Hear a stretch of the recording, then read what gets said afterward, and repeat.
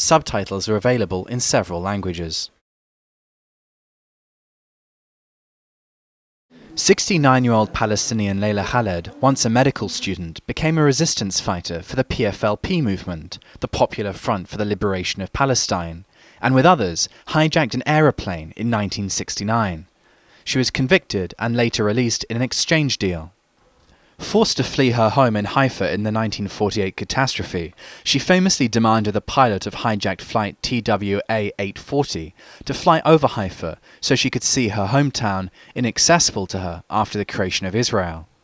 Layla continues to be a symbol of Palestinian armed resistance, while to Israel she is a convicted and unrepentant terrorist.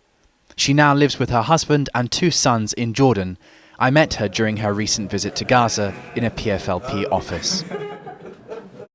Looking at what happened recently in Gaza with Israel's Operation Pillar of Cloud, the nature of the resistance force against the State of Israel during this time, I think surprised a lot of people, even maybe Gazans, and it seemed that there was an ability to repel Israel to some extent. So my question is, in today's context, is resistance strategically or symbolically useful?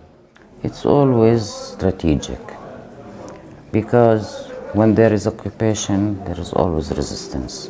And this is a fundamental equation.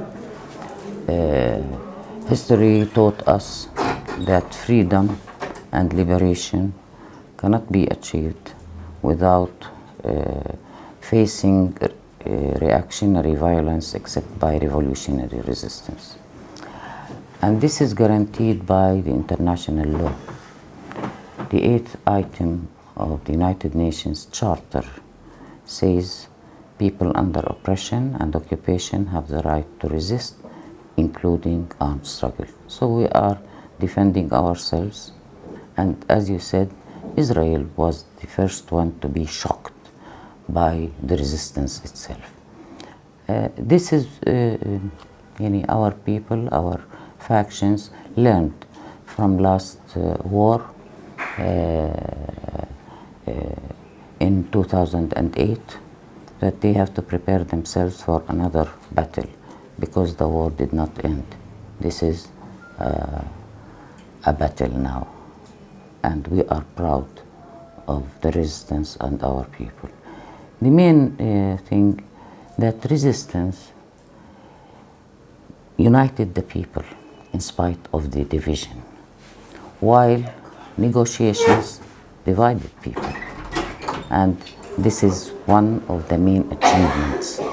This means that the leaderships of Hamas and Fatah should abide by the attitude of our people, whether inside Gaza, in the West Bank, in all Palestine, in diaspora. All our masses were roaming the streets in different countries where they are, even in foreign countries, saying one thing: we are with the resistance. When Israel, this is not the first time to have excursion and attack against our people, whether in the West Bank or in Gaza or in Sabra and Shatila in Lebanon and everywhere. Do you expect our people to go throw roses on the planes which killed our children? No. It's not. Resistance is something human. What about the French Revolution? This is from Europe. Now you're asking about the people in Europe, but let them think of what the Nazis did in Europe. Destroyed Europe, 50 million casualties. That was in Europe, and the people resisted Zionism, and it was defeated. Are we waiting for Nazism? Yeah. Yes. Yeah. They defeated Nazism. Are we waiting for the Zionists to launch a third world war? I think it's important to think of that, and think that fascists and Nazis and the Zionists cannot be defeated except by resistance with all its means, including armed struggle. What does the resistance, the Palestinian armed resistance, have to do with Islam? Is there any relation with Islam? It called for resistance of injustice, whoever inflict atrocities upon our people.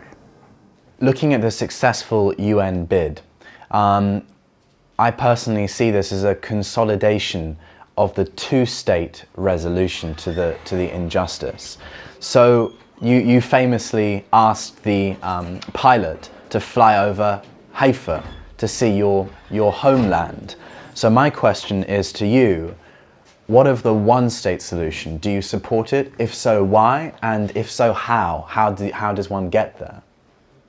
Oh, yeah, we in PFLP, in our program, that there is a transitional period to achieve the strategic goal of our struggle.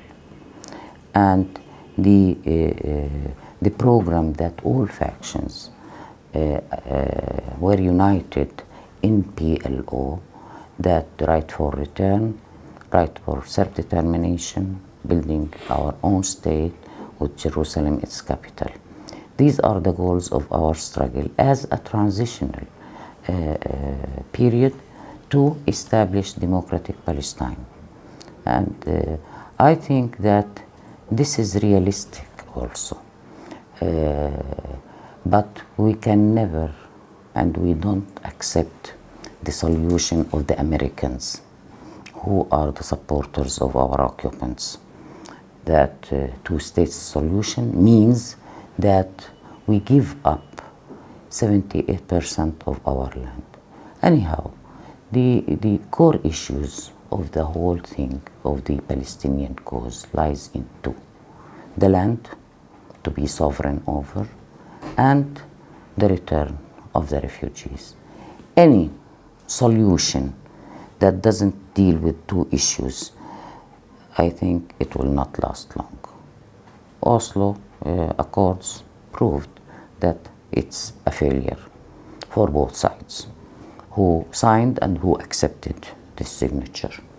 But at the same time, we believe in our people. We believe in the will of our people to practice their rights, the rights that were recognized also by the international community in the United Nations. So thinking of two-state solution means that in the West Bank we have 12% of the land. This is not Palestine. Palestine is the historical Palestine. I'm from Haifa, that one from Akka, that one from Jaffa. Those people have the right to go back to their homelands, and it's guaranteed also by international law. Thank you very much indeed. Most welcome. Thank you.